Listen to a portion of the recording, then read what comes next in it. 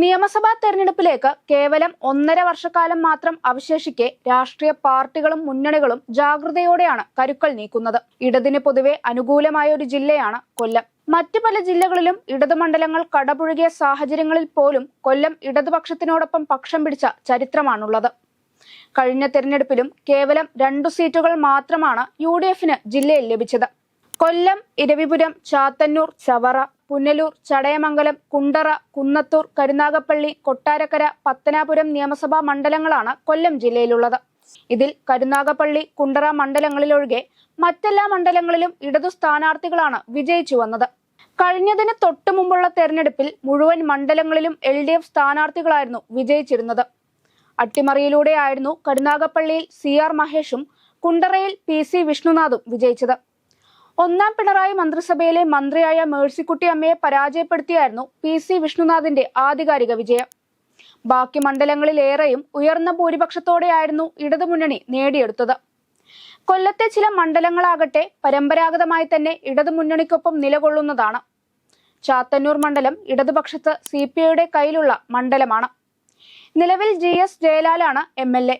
അടുത്ത തവണ ചാത്തന്നൂരിൽ എന്തെങ്കിലും തരത്തിലുള്ള അട്ടിമറിക്കുള്ള സാധ്യത വളരെ കുറവാണ്.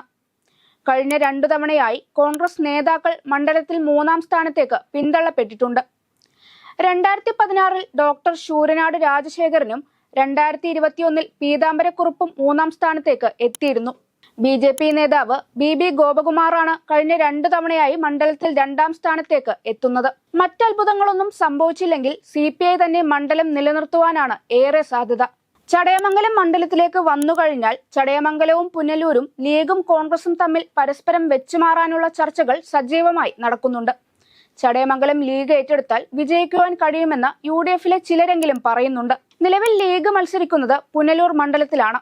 പുനലൂരിനേക്കാൾ ലീഗിന് കരുത്തുള്ളത് ചടയമംഗലത്താണ്. അതേസമയം പുനലൂരിൽ മത്സരിക്കുവാൻ കോൺഗ്രസിനുള്ളിൽ മികച്ച നേതാക്കളുണ്ട്. എന്നാൽ ചടയമംഗലത്തിലേക്ക് വരുമ്പോൾ കോൺഗ്രസിനുള്ളിൽ മികച്ച നേതാക്കളുടെ അഭാവം പ്രകടമാണ്. മണ്ഡലത്തിന് പുറത്തു നിന്നുള്ള പല നേതാക്കളും എത്തി മത്സരിക്കുന്നത് കോൺഗ്രസിനും UDFനും യാതൊരു ഗുണവും മണ്ഡലത്തിൽ നൽകുന്നതുമില്ല. നിലവിൽ മന്ത്രി കൂടിയായ ചിഞ്ചുറാണിയാണ് ചടയമംഗലത്തെ MLA. CPIക്ക് തുടർച്ചയായി ലഭിക്കുന്ന സീറ്റാണ് ചടയമംഗലം. കഴിഞ്ഞ തവണ KPCC ജനറൽ സെക്രട്ടറിയായ MM നസീർ ആയിരുന്നു ചിഞ്ചുറാണിയോട് പരാജയപ്പെട്ടത്. മണ്ഡലത്തിൽ BJPയുടെ സാന്നിധ്യം കുറവാണ്. കോൺഗ്രസ് മത്സരിച്ചാലും ലീഗ് മത്സരിച്ചാലും ചടയമംഗലത്ത് അടുത്ത തവണ മറ്റ് അത്ഭുതങ്ങൾക്കൊന്നും സാധ്യതയില്ല. അതേസമയം CPI മികച്ചൊരു സ്ഥാനാർത്ഥിയെ കണ്ടെത്തിയില്ലെങ്കിൽ വിജയം അവർക്ക് അത്ര കൊണ്ട് അനായാസം ആകുവാനും സാധ്യതയില്ല. കൊട്ടാരക്കര മണ്ഡലത്തിലേക്ക് വന്നാൽ അവിടെയും വലിയ തോതിലുള്ള അട്ടിമറിക്ക് സാധ്യതയില്ല. നിലവിൽ മന്ത്രി കൂടിയായ KN ബാലഗോപാലനാണ് MLA. ജില്ലാ പഞ്ചായത്ത് മെമ്പർ കൂടിയായ ജനകീയ വനിതാ നേതാവായ കോൺഗ്രസിന്റെ R രശ്മിയായിരുന്നു കഴിഞ്ഞ തവണ ബാലഗോപാലിന്റെ എതിരാളി. കനത്ത മത്സരം കാഴ്ചവെച്ചുവെങ്കിലും ബാലഗോപാൽ മികച്ച ഭൂരിപക്ഷത്തിൽ വിജയിക്കുകയായിരുന്നു. മുൻ CPM MLA ആയിഷ പോറ്റി കോൺഗ്രസിലേക്ക് കടന്നു വരുന്നു എന്ന ചർച്ചകൾ ഇപ്പോൾ സജീവമാണ്. ആ ചർച്ചകൾ യാഥാർത്ഥ്യമായാലും മണ്ഡലം ഇടതു തന്നെ നിലനിർത്തുവാനാണ് ഏറെയും സാധ്യത. മണ്ഡലത്തിലെ ഭൂരിഭാഗം പഞ്ചായത്തുകളും നിലവിൽ ഭരിക്കുന്നത് LDF തന്നെയാണ്. മണ്ഡലത്തിലെ CPMനുള്ളിൽ വിഭാഗീയ പ്രശ്നങ്ങൾ നന്നേ കുറവാണ്. എന്നാൽ കോൺഗ്രസിലേക്ക് വരുമ്പോൾ പ്രദേശത്ത് കടുത്ത വിഭാഗീയ പ്രവർത്തനങ്ങൾ നിലനിൽക്കുന്നുണ്ട്.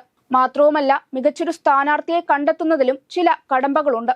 കുന്നത്തൂർ മണ്ഡലത്തിലേക്ക് വന്നാൽ നിലവിൽ LDFന്റെ ഭാഗമായ RSP ലെനിനിസ്റ്റ് നേതാവായ കോവൂർ കുഞ്ഞുമോനാണ് MLA. കുറെ വർഷങ്ങളായി കോവൂർ കുഞ്ഞുമോൻ തന്നെയാണ് മണ്ഡലത്തെ പ്രതിനിധീകരിക്കുന്നത്. LDFന്റെ ഭാഗമായ RSP UDFലേക്ക് വന്നപ്പോഴും പുതിയ പാർട്ടി ഉണ്ടാക്കി കുഞ്ഞുമോൻ ഇടതുപക്ഷത്ത് തന്നെ നിലകൊള്ളുകയായിരുന്നു. അടുത്ത തവണ കുഞ്ഞുമോന് തന്നെ ഇടതുപക്ഷം സീറ്റ് നൽകുമോ എന്നത് വ്യക്തമല്ല. ഇനി സീറ്റ് നൽകിയാലും കുഞ്ഞുമോനും ഇടതുപക്ഷവും ജയിക്കാനുള്ള സാധ്യതകൾ നന്നേ കുറവാണ്. കഴിഞ്ഞ തവണ UDF സ്ഥാനാർത്ഥി ഉല്ലാസ് കോവൂർ പരാജയപ്പെട്ടത് വളരെ കുറഞ്ഞ വോട്ടുകൾക്കാണ്. പരാജയത്തിന് ശേഷവും ഉല്ലാസ് മണ്ഡലത്തിൽ സജീവമാണ്. RSP സ്ഥാനാർത്ഥി കൂടിയായ ഉല്ലാസ് 2026-ലെ തെരഞ്ഞെടുപ്പിൽ കുന്നത്തൂർ എന്ന കടമ്പ കടക്കുമെന്നാണ് സൂചന.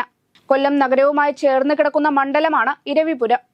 കാലങ്ങളോളം UDFനെ പിന്തുണച്ച മണ്ഡലം. എന്നാൽ കഴിഞ്ഞ 2 തവണയായി ഇടതുപക്ഷമാണ് മണ്ഡലത്തിൽ നിന്നും വിജയിച്ചു വരുന്നത്.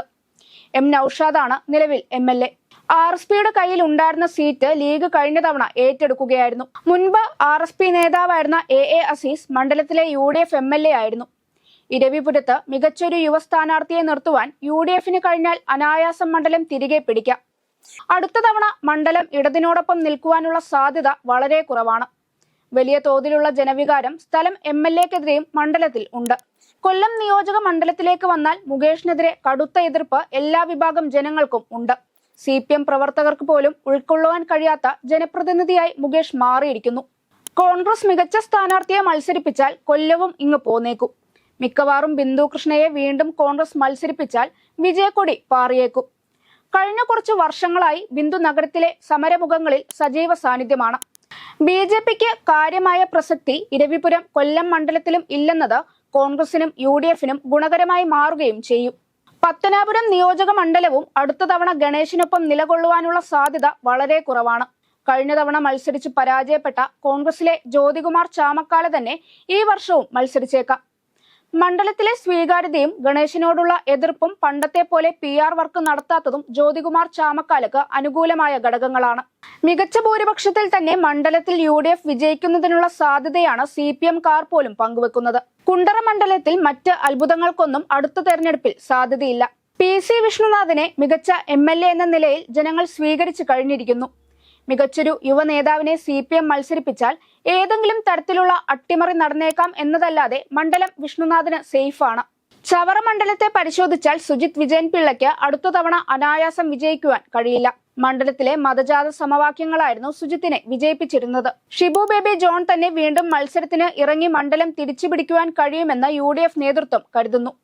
സർക്കാരിനെതിരായ കടുത്ത എതിർപ്പും മണ്ഡലത്തിലെ കുടിവെള്ളക്ഷാമവും വികസന മുരടിപ്പുമെല്ലാം സജീവ ചർച്ചയാണ്. കോൺഗ്രസിനുള്ളിലും മുൻ യൂത്ത് കോൺഗ്രസ് ജില്ലാ പ്രസിഡന്റ് R അരുൺരാജിനെ പോലെയുള്ള മികച്ച സ്ഥാനാർത്ഥികൾ ഉണ്ടെങ്കിലും RSP തന്നെ വീണ്ടും മത്സരിക്കുവാനാണ് സാധ്യത. കരുനാഗപ്പള്ളി മണ്ഡലത്തിൽ നിലവിലെ MLA CR മഹേഷ് തന്നെ വീണ്ടും കോൺഗ്രസിന് വേണ്ടി മത്സരിക്കുവാനും വിജയിക്കുവാനുമാണ് സാധ്യത. 5 വർഷക്കാലം കൊണ്ടുതന്നെ മണ്ഡലത്തിലെ ജനങ്ങളുടെ പരമാവധി സ്വീകാര്യത നേടുവാൻ CR മഹേഷിന് കഴിഞ്ഞിരുന്നു. മണ്ഡലത്തിലെ ജനങ്ങളുടെയും അവരുടെ പ്രശ്നങ്ങളും മാത്രം നോക്കി നിലകൊള്ളുന്ന ഒരാളെന്ന നിലയിൽ ജനങ്ങൾക്ക് CR അവരുടെ പ്രിയപ്പെട്ട MLA-യാണ്.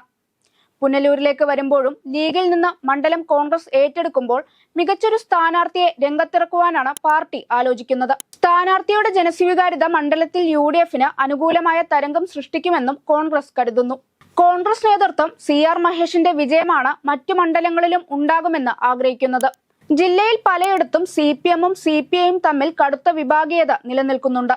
ആ വിഭാഗീയത UDF-ന് പല മണ്ഡലങ്ങളിലും അനുകൂലമാകുമെന്ന് രാഷ്ട്രീയ നിരീക്ഷകർ ചൂണ്ടിക്കാട്ടുന്നു. അപ്പോഴും BJP-യുടെ വോട്ടുകൾ മണ്ഡലത്തിലെ ജയപരാജയങ്ങളെ നിർണ്ണയിക്കുമെന്നതിൽ തർക്കമില്ല.